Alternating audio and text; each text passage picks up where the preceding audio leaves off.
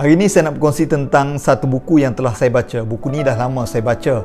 Namun ada satu babak menarik dalam buku ini yang menyebabkan saya nak kongsi dengan anda semua. Buku ini bertajuk Ayah yang ditulis oleh Irfan Hamka, Anak kepada Hamka.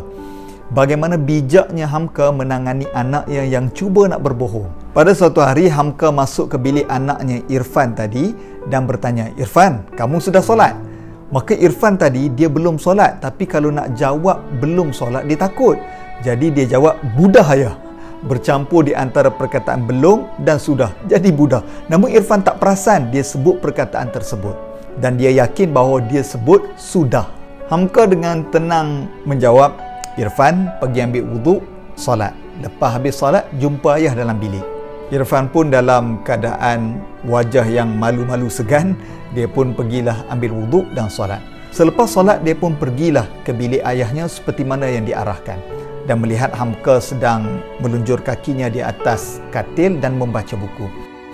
Kata Irfan, "Ayah, kenapa nak jumpa Irfan?"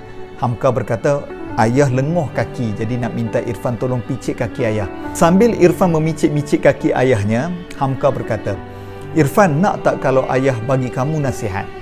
Irfan pun jawab, "Boleh ayah." Maka Hamka berkata, "Kalau kita nak jadi pembohong, maka pembohong ni dia ada 3 ciri.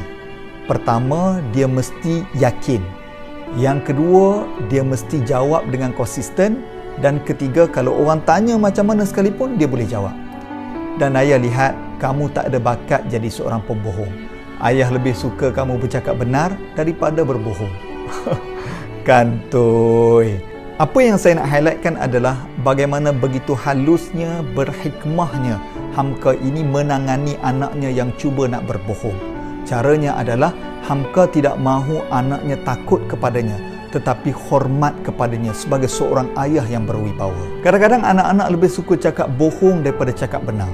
Fikir mereka, kalau mereka cakap benar benda yang mereka buat salah, mereka akan terima hukuman. Maka lebih baik cakap bohong. Namun alangkah baiknya sekiranya anak ini diajar supaya bercakap benarlah walaupun kita salah. Maka berilah hukuman sekiranya ia berbohong. Tetapi sekiranya ia jujur mengakui kesalahannya, maka maafkanlah. Apa kesannya adalah mereka akan berfikir lebih baik cakap benar walaupun salah daripada berbohong, kerana pembohongan itu akan menyebabkan berlakunya kesalahan yang lebih besar. Setiap anak pastilah mereka akan melakukan kesalahan kerana mereka masih kanak-kanak dan remaja. Ajarlah mereka supaya bercakap benar daripada bercakap bohong, kerana banyak perbuatan jenayah bermula daripada cakap bohong.